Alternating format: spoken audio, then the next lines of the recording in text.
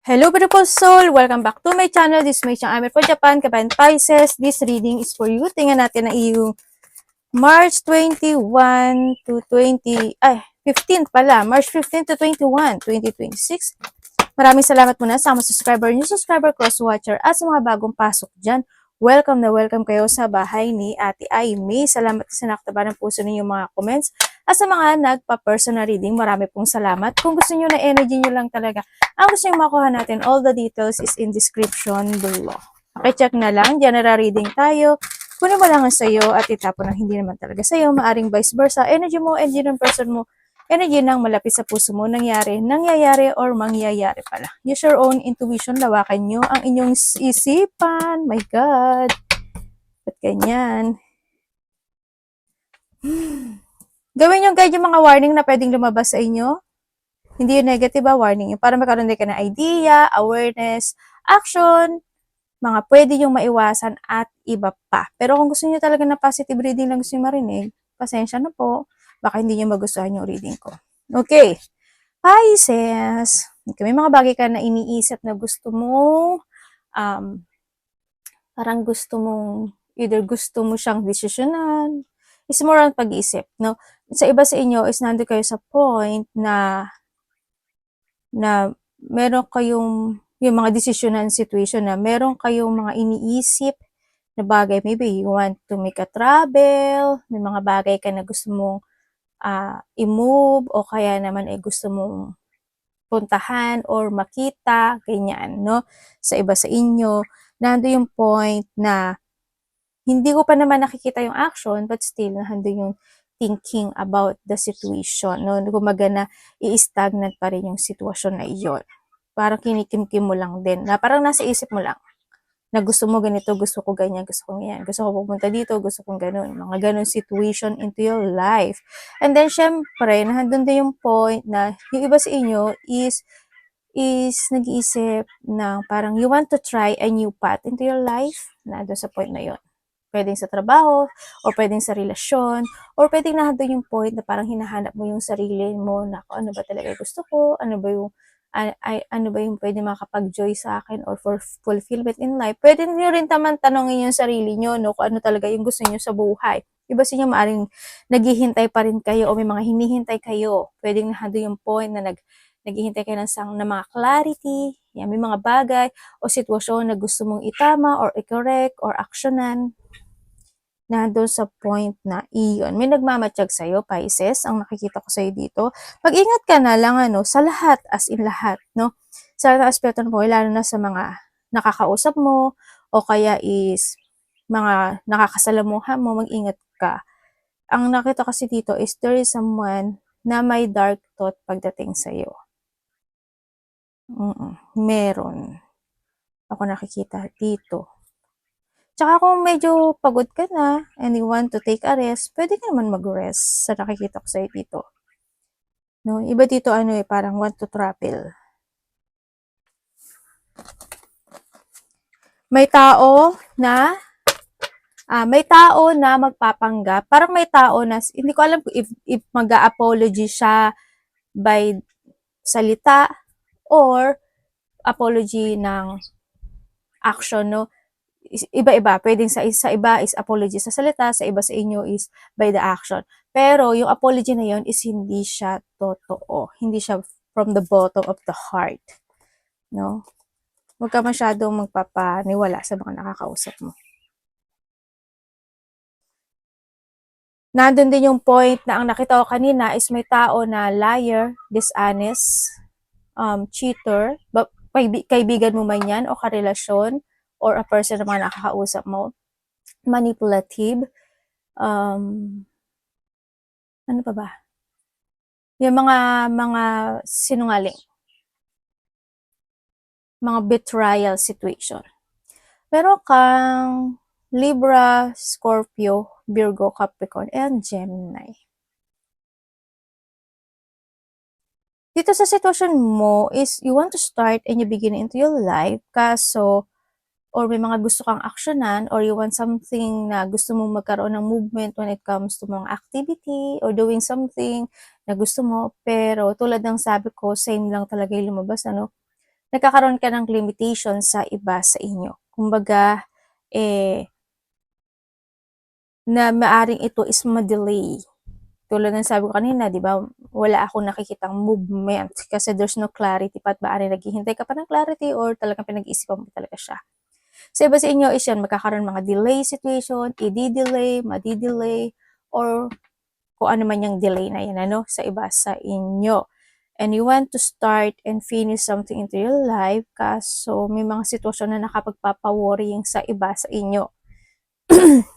Gandun din yung point na gusto mo, yung iba sa inyo gusto niyo mong magkaroon ng shifting, no? Yun, pwedeng sa ano, sa trabaho, sa karelasyon, or sa mga ugali, ganyan, or sa mga decision making mo sa buhay, pwede magkakaroon ng shifting or kung ano mang aspeto ng buhay mo, or magkakaroon man ng shifting or you want mo ng shifting.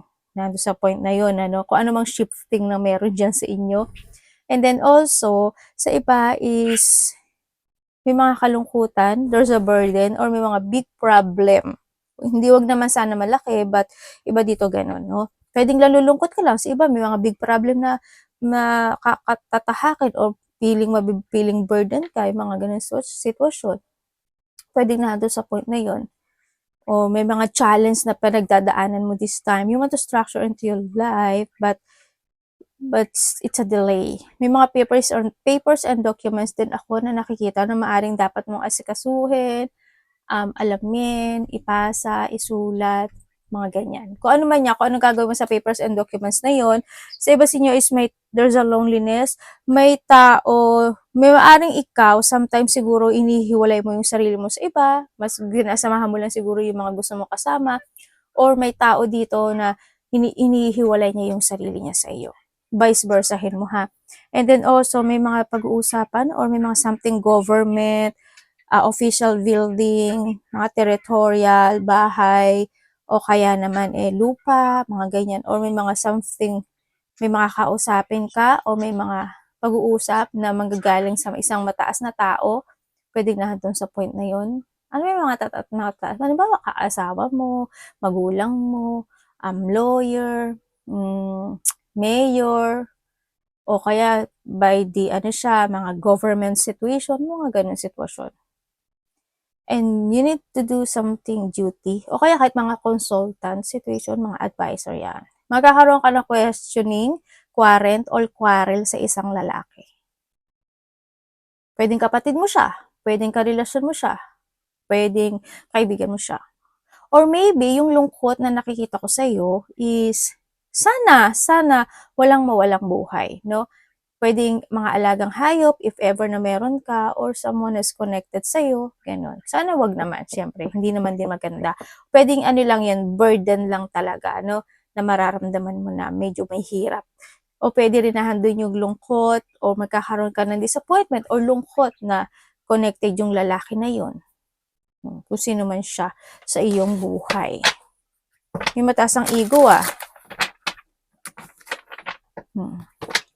Maaring nahadun din yung point na maaring may mga problema kayo sa work, into your profession, ganyan. O kaya, nahadun yung pag-aalala mo talaga when it comes to your stability, sa pera mo, mga ganyan sitwasyon. Andun din yung point na you want to settling down or gusto mo talaga ng long-lasting situation na sana ganito na, sana okay na, sana maging okay na yung life ko, ganyan. Pero alam nyo, yes, kung lalo kung ang ano dito is pera, mahirap talaga, no? Mahirap. Alam mo, gusto mo mag-business, kulang yung budget mo. You need to do your duty para makamit mo yun. Or pwede may mga challenge ka talaga na pinagdadaanan this time na medyo struggling, no? Sa iba sa inyo. Basta have faith lang daw ang sinasabi dito, energy ni Pisces.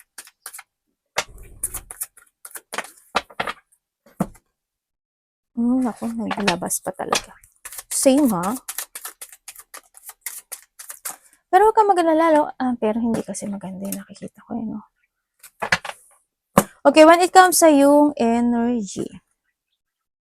Sa yung energy, nandito ka sa sitwasyon mo na yung iba sa inyo mahilig kayo magmuni-muni, mahilig kayo mag-isa, you want to be alone sometimes, or talaga nag-isolate ka sa sarili mo, na andun din yung point na iba is, ang energy mo is, it's more on thinking din ang nakikita ko sa iyo. But you try to make it balance any situation into your life, na andun din yung point na makakaramdam ka raw ng pagod.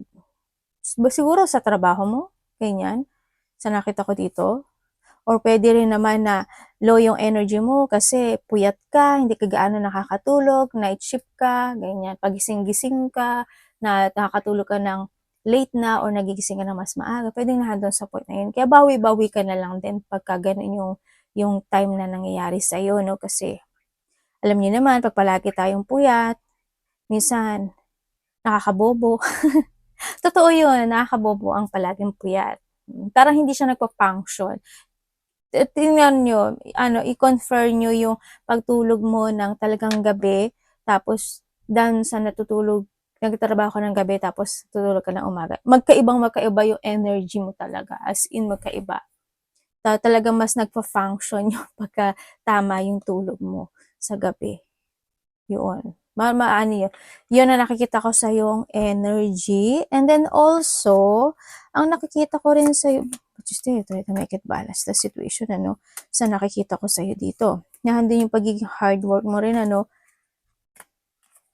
Yun ang nakikita. Tingnan natin, Andun yung point na sa iba sa inyo may mga sinisiyasat kayo, naghahanap ka ng katotohanan, ganito ba, ito ba, ganyan ba, dapat ba, kailangan ba, ito na lang kaya, ganito na lang kaya. Para natin ka sa point na yun, sa nakikita ko sa iba sa inyo. Iba sa inyo is, siguro may mga lakad, may mga pinag-iisipan kayo na gusto nyong ng lakad, travel, malayong malapit yan, parating kay Pisces.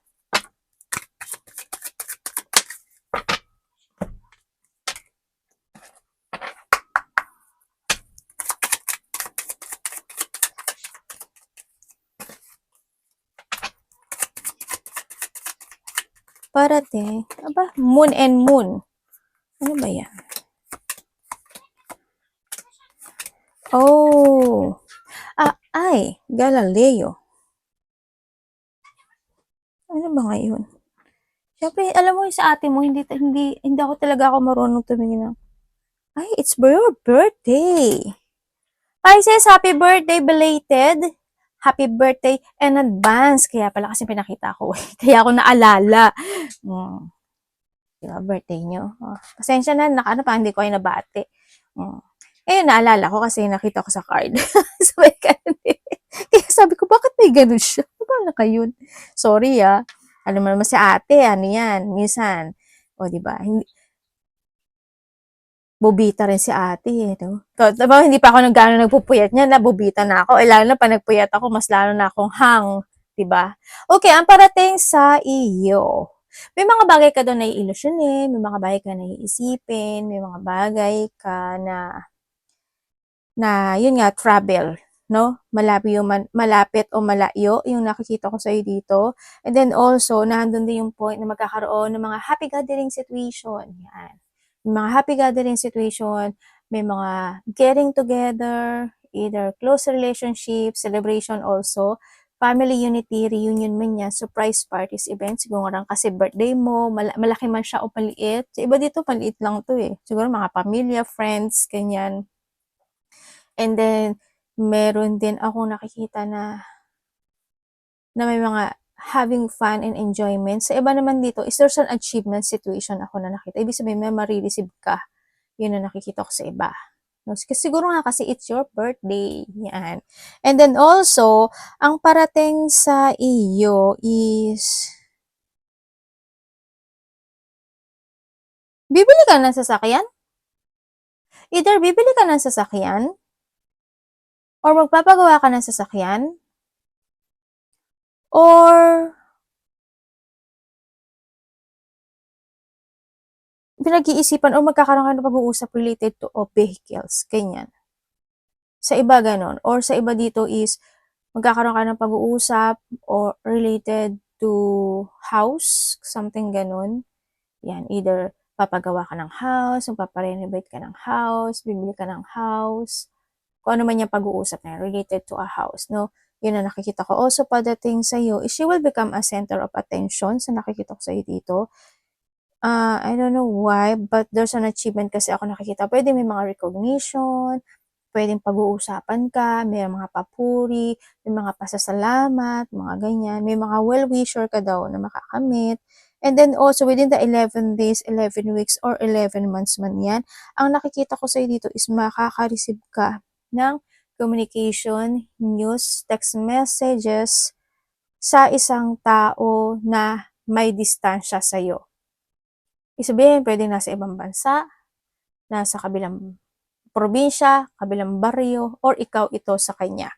Yun ang nakikita ko dito. And also, ang nakikita ko rin dito is may mga taong makikilala ka or makakasalamuha mo talaga, mga bagong tao.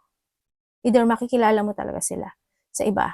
O kaya naman, if you are in a social media, mga TikTok, Facebook, Reel, kung ano mga networking or social media that you have, or maybe nasa fame ka talaga ng iyong career ate. Yan, marami magkakaroon ka ng mga new connections. Yan ang nakikita ko sa iba sa inyo. No, may offering din ako nakikita dito, no? Yun. Ang sabi dito, alam mo, ang sabi dito is babalik ka daw from the top, from the basic, from the zero. Either meron kang babalik, pwedeng meron kang umpisahang muli, or i-resetting, or uumpisahan na, mga ganun sitwasyon. Or, halimbawa, tapos ka na magbayad ng utang, and then this time, syempre, you will back from the zero, diba? Kasi nga, tapos ka na magbayad ng utang. Wala ka ng utang. Mga ganun sitwasyon. O kaya naman, may mga nilakad ka ng mga papers, like I told kanina, diba? Halimbawa lang, may example. O, natapos mo na yon, and then after yung marireceive mo siya by the 11 days, o 11 weeks, 11 months, maaaring nahandon sa point na yun, diba? Yun ang nakikita ko sa iba sa inyo. Kung konti lang yung tulog, yung magbawi kayo ng tulog, ay mag-ingat ka pala, Pisces.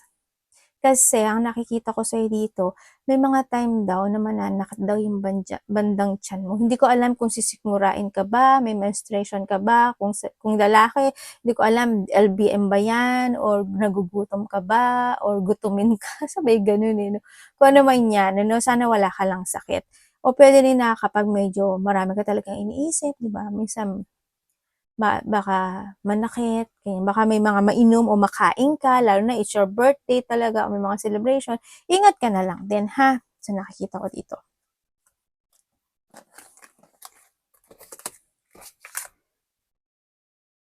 May taong tahimik na nag-go to the flow, Pwedeng ikaw ito or someone who's connected sa'yo, parang may taong ganun. Tahimik lang siya. Parang lang siya, tagasunod. Hindi naman tagasunod, parang, sasakyan kita. Parang nandun sa point na yun.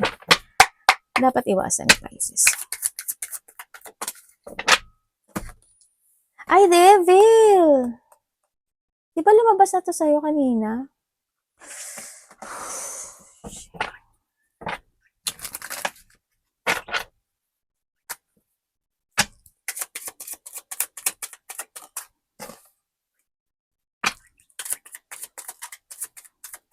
Okay, dapat mong iwasan, Pisces. Okay, dapat mong iwasan. Okay lang, hindi ko sinasabi na bawal. But you need to be very careful lang din, Pisces. Lalo na kung may mga parties. Iwas ka na lang siguro yung masyado kang malasing, kung umiinom ka man, o kaya halimbawa may nag-offer sa'yo, diba? Yung parang makisama ka, ganito. Drink moderately, no? Ingat lang kayo, no? Sa nakita ko. Tsaka iwasan mo yung mga tao na may mga bad influence sa'yo. Yung mga taong toxic, mga taong may mga bad habit o may mga bad influence sa'yo, iwas ka sa kanila. Iwasan mo yung mga tao na hindi kayo na same page. Kumbaga, hindi mo naman kailangan na pilitin yung sarili mo sa isang bagay, isang sitwasyon na it's not for you. Alam mo yun? Diba? Ikaw lang din mai-stress. Alam mo yun. And then, syempre, to not keep moving. na kumbaga take action and follow your heart in a good and a nice way. Ang sinasabi dito, iwasan mo yung magkaroon ng mga pagtatampo, yung mga taong matampuhin, exaggerated, over-emotional, o kaya is imagine ka na imagine pero hindi mo naman ginagawa, yung mga ganun. O kaya naman is yung mga tao na mapagpanggap, mapanglinglang, pretending, or ikaw ito, yan, iwas ka na lang, huwag mong gawin. O kaya mga taong narcissist. And also, iwasan mo, siguro is more on thinking, pag-isolate sa sarili. Ito yung nakita natin sa ano mo, no? Sa energy mo yan. Pag-isolate, ganyan. Iwasan mo na lang yun. Kung may mga bagay o sitwasyon na hindi nag-fail, hindi naging good, natapon, nanghinayang, pag nagsisihan, hindi mo kailangan magsisi. You need to be learned, di ba? And you need to focus to yourself, to rebuild and to restructure, di ba? Nandun yung point, yun yung pinaka-the best na ano, you need to move on. No, you need to recover or to heal something na need to recover and heal. No, move on. You need to finding peace. May mga bagay na need to accept din kasi sa nakikita ko dito. But you need to be very careful, ano? May mga bagay din na kailangan mong harapin this time sa nakikita ko. Release your limiting beliefs and then restoring your control, reclaim the power, and syempre, be independence. No, hindi mo naman kailangan yung ibang tao na itayo ka nila or yung karelasyon mo na ever naghiwalay kayo, hindi mo kailangan siya na itayo ka muli. You need to rebuild yourself with your own, and yun ang sinasabi kong be independent, di ba? Yun. Thank you. Sabay ganun eh. No? Okay, tingnan natin, Pisces. Pero it's up to you, no? It's up to you to sa nakita ko dito. Focus ka lang sa mga tao na the person na minamahal ka, binavalue ka. Ganun.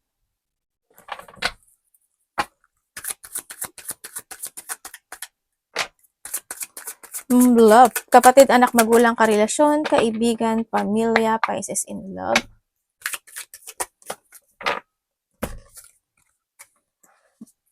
Okay.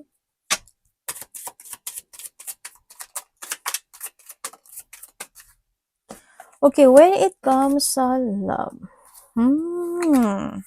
Single. May isa hanggang dalawa, maybe, meron kayong nakakausap or merong isa sa kanila nakaraan. Isa dito nakaraan. Isa hanggang dalawa. Isa dito nakaraan. Isa dito bago. Naaring makikilala mo ito sa isang makikilala mo siya sa busy time eh. Busy yung situation. Pwedeng makikilala mo siya na maraming tao or busy yung place or in your busy time, pwedeng nandun sa point na yun. Yun ang nakikita ko dito. Or sa maraming tao. Isa dito nakaraan na to. Na maaring nagkakaroon siya ng pag-jungling na gusto niya kumonek, huwag ko connect, kumonek, hindi ko connect, or maybe this is you. No? Yun ang nakikita ko sa ito. Pero alam mo, ang advice sa'yo dito ni universe, keep moving lang daw. Sabi nito, you need to keep moving to reach your goal. Mag-focus ka muna sa sarili mo. You need to be alone. No? Sa mga need na maging single dyan or mga single dyan, focus ka lang. You need mo daw, kailangan mo muna mag-transform. Ibig sabihin, kailangan mo daw muna mag-isa. Kasi why? Kasi we have the wheel of fortune. May ibibigay siya sa'yo na much better, na most better na tao, no? When you reach your goal first, and then, yung tao na ibibigay niya sa'yo, yun yung gusto niyang i-ano. Pero may nakikita ko dito na may tao na may secret feeling sa'yo, or maybe this is you. Wala naman ako nakikitang movement sa kanya actually. Pero nandun yung point na yun. Kung kayo naman is nagkahiwalay nitong tao na to, oo, nagkaroon ng paghihiwalay. Kasi nandun yung betraya, pagsisinungaling, manipulative, nagkaroon ng third party, cheat talaga, nagkaroon ng mga salungatan situation, ganyan, handun talaga yung painful, yung pag-backstab talaga ng relationship. Pero alam mo, nagkakaroon siya ng regret, this person, or maybe this is you, gusto niya ng confession. Yan, magkakaroon ng confession or gusto kanyang kausapin. Ang nakikita ko lang sa kanya dito is nagkakaroon ng back and forth energy sa kanya. Pero yun yung nasa isip niya. Gusto niya ng confession, nagsisisi na siya. They want to start fresh again. Gusto niyang linisin yung sarili niya. parang nandun yung point na, parang may sasabihin daw siya na katotohanan. Yun ang mahirap, eh, 'no, may kung babalik ka, mag-sorry ka na lang. Pero kung magbabalik ka tapos magsasalita ng katotohanan tapos ang magiging katotohanan mo lang, "Kasi ikaw ganito ka, kasi ikaw ganyan ka, kaya naging ganito ko." Oh my God. Parang hindi rin siya nagsisisi, 'di ba? Sana 'wag naman. Hello, 'wag naman sana, 'di ba? 'Yun. Ano ko lang 'yun. Pero ito sa sitwasyon, wala pa siyang movement, pero, they still reminiscing the relationship that you had, that you had. 'Yan ang nakikita ko dito. Na talaga nandun yung alitan, pagtatalo, hindi pagkakasundo, salungatan. 'Yan, nawala na rin ng tiwala 'no, nagkaroon ng kawalan at bilib sa isa't isa dito sa sitwasyon, ikaw ito or sa kanya. Yun, and kung kayo naman is in relationship, kung kayo is nag-away at tapos itong tao na 'to nagsinungaling, mag-aano daw siya sa'yo, hindi ko alam kung magso-sorry ba siya, pero ang nakikita ko kasi dito hindi, eh. Ang nakita ko magpe-pretend, yun. Pero parang gano'n ang mangyayari na na nandun pa rin yung magkakaroon pa rin ng salungat. Sana habaan mo pa yung pasensya mo 'no, kung gusto mo talaga siya, habaan mo lang yung pasensya. "Ate, mahal niya ba ako?" Hindi. O 'di ba, ano talaga ako, mapanira talaga ako ng relasyon. Hindi, hindi. As in, dito sana itong energy yung nakuha ko, itong energy yung nakuha ko, hindi. Parang nandiyan kasi sa sitwasyon na if you want me, you need to follow me. Magtiis ka. Tsaka isa sa inyo kasi medyo, hindi ko alam kung nagtitiis lang siya, pero maiksi ang pasensya. Madaling uminit ang ulo siguro nito. Kung may third party, oo, kasi may secret ako nakikita dito. Puwedeng nandun yung point na meron siyang matagal ng kakilala na tao na still now is nagkakaroon sila ng connection. Kaya nandun yung point na sometimes kaya minsan nagkakasalungat kayo, siguro ayaw niya rin na na ma ma ma-booking mo siya, mga gano'ng sitwasyon. But you need to trust to your intuition kasi malakas din naman yung intuition mo, Pisces, eh, 'no? 'Yun ang nakikita ko sa'yo dito. Ingat ka na lang.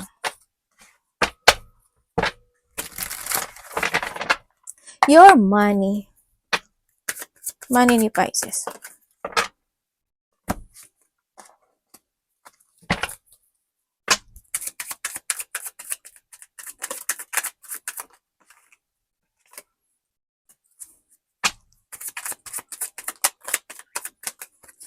Oh, devil na naman. Nakakatatlong devil ka na.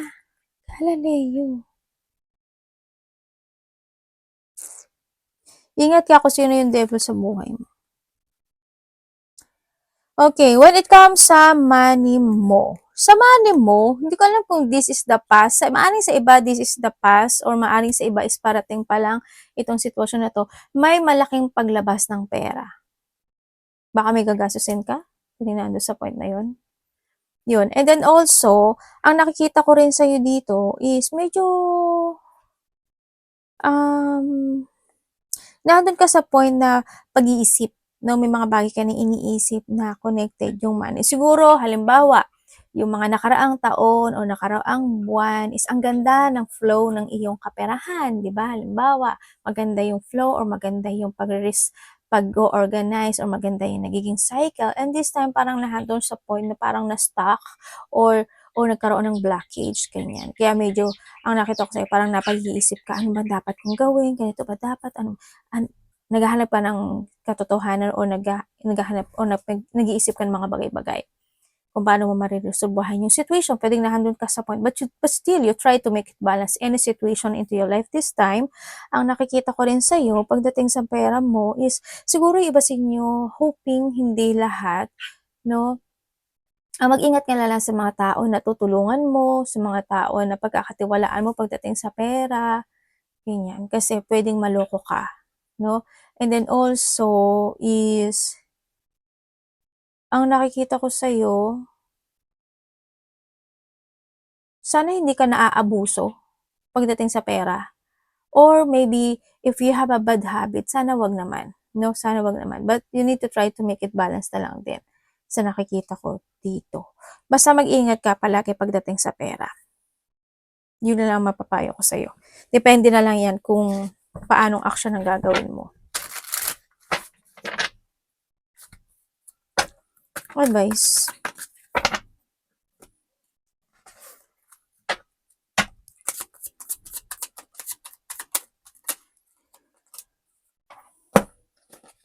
Okay. When it comes sa advice, iwasan mo daw mag-overthink. No, yan, iwasan mo yung mag-overthink. Alam mo, Pisces, may hindi naman lahat kayo dito, may nagbo-black magic sa'yo. Yan, may mga tao na may dark thoughts sa'yo, ganyan, ingat ka ha. May mga nagpapalipad hangin. Basta, yung palagi ko sinasabi sa inyo, asin. Asin, asin, asin. Yung asin, ulitin ko na naman, ha? Okay, para sa mga bago.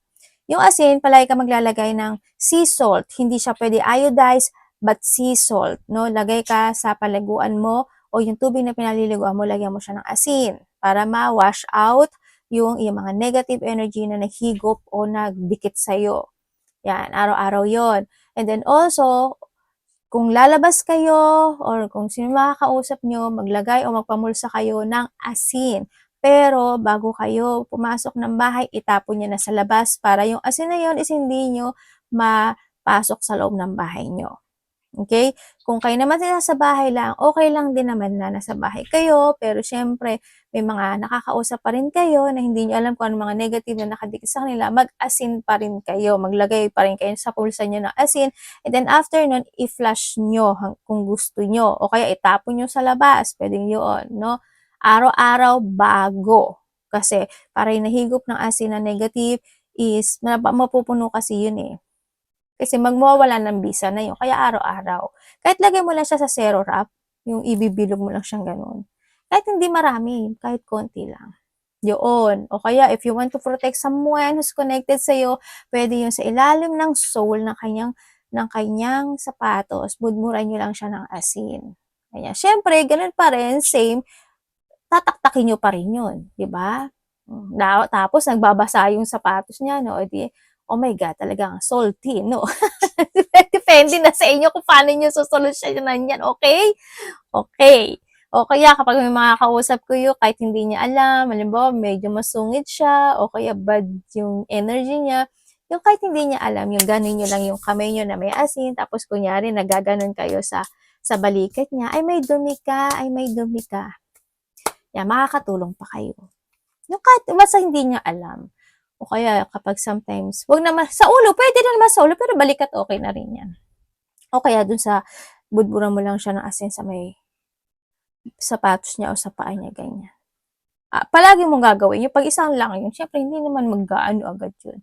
Okay, when it comes sa advice, don't overthinking. Kung medyo may mga wino-worrying ka, hindi mo naman kailangan yun. Ang kailangan mo kasi dito is making things happen, start a new beginning into life, be creative. Gawin mo lang yung mga idea mo, i-force mo lang, yun ang sinasabi dito. Tsaka kung medyo kulang ka talaga ng tulog, yan, bumawi ka na lang din, no? Yan, iwasan mo yun. Iwasan mo na yung mga makakapagbigay sa ng frustration, ganyan. Wag kang, kumbaga, you need to release yourself, escape, or ilaya mo yung sarili mo sa isang sitwasyon na pwede kang matrap, ma-stuck, or makulong, ganyan, ano, umiwas ka doon sa sitwasyon na iyon. And then, syempre, always have a clear mind, and then, mental strength ang kinakailangan din, and, kumbaga, be responsible sa lahat ng aspeto ng buhay mo. May mga bagay na kailangan mong harapin, no? Kailangan mo i-pursue yung mga idea na naiisip mo talaga, kasi, try and try, ano, yun, huwag kang malito, and then, alam mo naman din sa sarili mo, kung paano ka makakaalis sa sitwasyon mo sa buhay. Tandaan mo palagi, the choices is always available is in yours. No, okay? Arigato namaste.